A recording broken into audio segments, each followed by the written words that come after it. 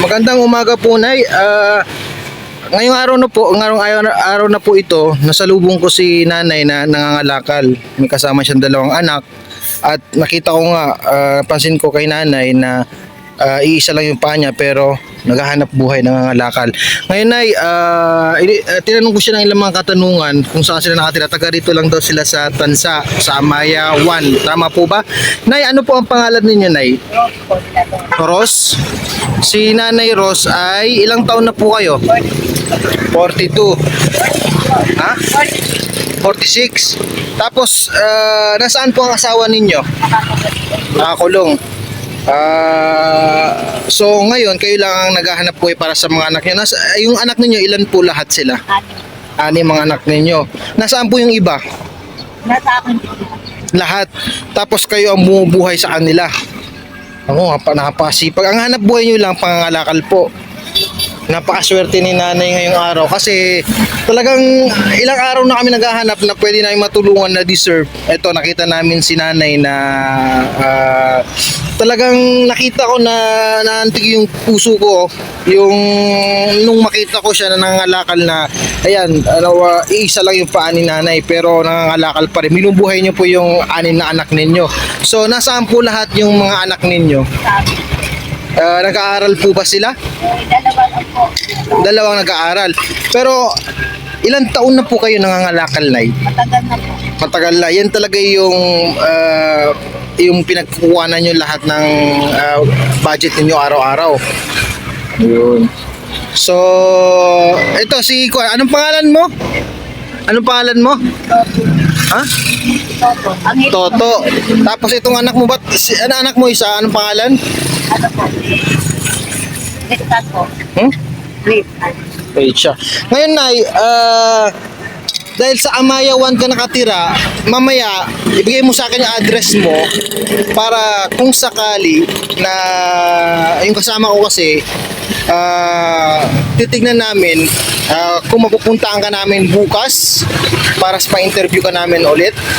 At sa ngayon, bibigyan ko kayo ng bigas, 5 kilong bigas. May dala kasi akong 5 kilong bigas. Palagi kami may dalang bigas kasi kung sakali may masalubong kami na pwedeng tulungan, yung talagang katulad ninyo na deserve nyo talagang tulungan. So, sa ngayon, yan pa lang yung kalakal ninyo. Patingin nga po. Nako. Sa isang araw po, Nay, magkano kinikita ninyo? Minsan po, wala po. Bibigta. Wala pa kami kinikita. Pero may magbibigay po sa amin. So paano po kayo nakakaraos? Paano kayo nakakain? Ano yung budget ninyo sa araw-araw? Pag may nagbibigay po, pag wala po, wala. Wala talaga. No. Tapos anong oras kayo nagsisimula mga lakal at anong oras kayo natatapos sa pangangalakal? Alas 5 po ako naalis na. Sa bahay. Talagang kasama nyo palagi itong dalawa. Hindi po, ay kulang ko po. Ngayon nyo lang sinama pero kayo lang yung nangangalakal palagi. Ako, ang hirap naman. Sa sitwasyon nyo po na yan, na iisa lang yung paa ninyo, pinanglalakad ninyo araw-araw, nangangalakal kayo, saan kayo humuhugot ng lakas? Bakit pinagpapatuloy nyo pa rin yung paghahanap buhay? Siyempre po, iniisip ko po, wala kakainin. Oo. Wala po kakainin ng mga anak ko. Paano na po? Hindi ako maghahanap po. So talagang sana sa mga anak ninyo, doon kayo humugot sa kanilang lakas paghahanap buhay. Parang gutom pa kasi. Kumain na ba? Nasamain ka po. Kumain na sila. Bago Ako lang po ayaw nga nila mag-almusal. hindi sila nag-almusal. Bakit hindi pa kayo nag-almusal? No. Sige, bibigyan ko kayo ng kuan, then mamaya bigyan niyo sa akin yung details niyo para kung sakali balikan namin kayo bukas o sa isang araw. Kasi ngayon may feeding program kami, papakainin ng mga bata. So naka-schedule kami sa feeding program. Si Kaagapay po tumutulong din sa may hirap noon. Bakit sumasakit na umiiyak si baby? Ano pangalan nito? Sirik ano po? Ano na? Ano pangalan niya? Kalimutan mo na. Ano po si Mang Poto, Christine Ann Poto. Christine Ann. Ilan taon na po siya? 3 po. 3. So, Nay, ganito, pag araw-araw nyo ba binebenta yung kalakal ninyo? Araw-araw. Pero minsan, magkano yung kinikita nyo, yung pinakamalaki na? Pag kami po ay pumasok po sa istana po, minsan po naka-300 po kami. 300. Tapos pinakamaliit na kinikita ninyo, magkano? Wala po nga mga 70. 70. So paano yan, pag binigay ko sa inyo yung 5 kilong bigas, paano nyo dadalhin? Iuwi nyo na. Bubuhatin po. Iuwi nyo na. Pero kaya nyo po. No? Parang na kaya, may kasama ka naman, ano. Then, sige, saglit lang, kunin ko lang yung bigas na bibigay ko kay nanay. There's a burden that we carry every day.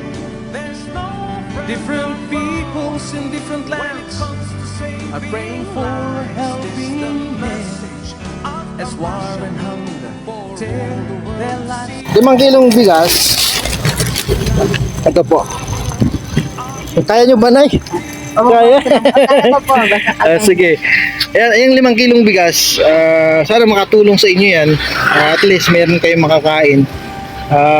Di bale, pabalikan namin kayo kung sakali man at para matulungan din namin kayo. Sa lagay ninyo talaga, Nay, nakaka-inspired kayo kasi akalain mo, nangangalakal kayo para sa anin yung anak. Pero bakit, ano po ba yung dahilan, Nay? Bakit naputol yung paa ninyo? aksidente po. Tsaka yung na-aksidente. Sabit ng binapsog po. Ano yung, paano kayo na-aksidente? Baril po. Na baril tapos pinutol na.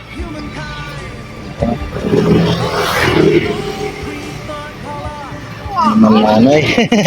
O sige, Nay. Yun na lang po. Ano po ang gusto niyong sabihin? Kung sakali man may nanonood, anong gusto niyo po sabihin sa mga tawag dito, mga viewers po natin? Baka may gusto po kayong mensahe kung sakali. Gusto po may tumulong sa amin. Sana matulungan kayo. Na kahit hanap buhay, ganon. Pang-counting ko ano. Ang hirap, Nay, pag ganyan nangangalakal kayo, naiisa lang yung paa nyo, araw-araw kayo lumalabas, talaga nangangalakal kayo. Tapos may 6 kayo, yung 4 na anak mo, so sino nagbabantay sa kanila? Malalaki na po yun. Malalaki na sila. Po yung bunso. So, nakakatulong naman sila sa bahay, ano? Pag ano po, opo, ngayon po, wala po silang mga trabaho. Kaya ano na. Malalaki na talaga, mga binata na, may mga asawa na ba? Sige. Nakalimutan ko na. Oo.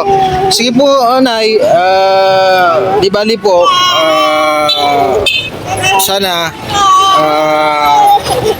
may makatulong sa inyo at di bali po, babalikan namin po kayo para kung sakali man magbisita namin yung bahay nyo, makita namin yung sitwasyon ninyo doon. Maraming salamat po, Nay, sa pagbigay ng oras po sa amin, sa akin, dahil at least may natulungan na naman tayo ngayong araw. Maraming salamat po. Humanity.